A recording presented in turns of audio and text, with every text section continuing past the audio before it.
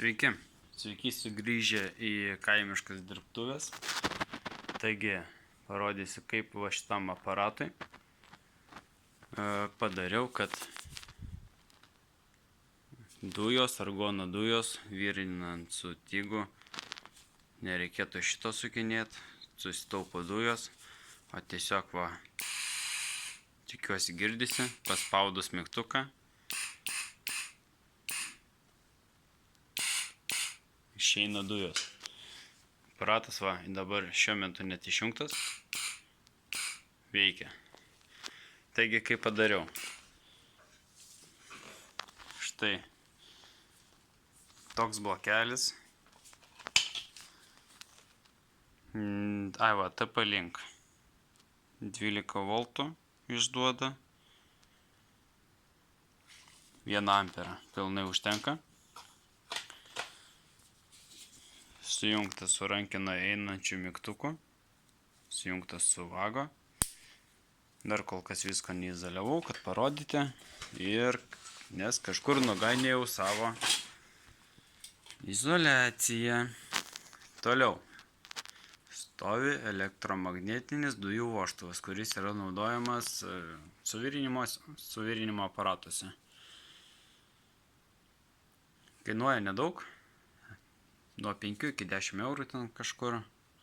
Master City pilna tokių vožtuvų, tiek 24 voltų, tiek 20 voltų. Sujungtas su reduktorium, eina į vožtuvą ir nueina toliau. Kol neįjungtas vožtuvas, nieko nepraleidžia. O, žiūriu, čia neprisukta. Reikės prisukti. Tai va.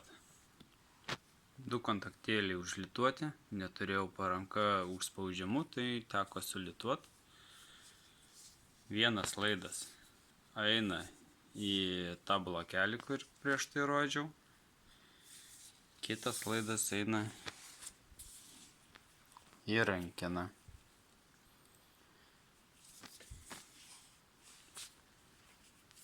O dar kitas laidas eina vėl į blokelį. Nu, ant rankenos tiesiog yra mygtukas sujungimo, kaip šviesų namuose paprasčiausiuose, tiek ir čia yra tiesiog mygtukas. Jau virinant išsibandžiau, veikia puikiai, tauposi dujos ir viskas labai gerai.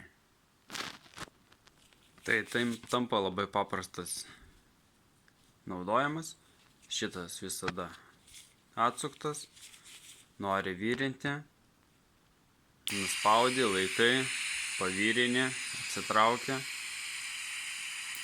atviesta, atleidi ir viskas. Tiek šiame vidosike viso.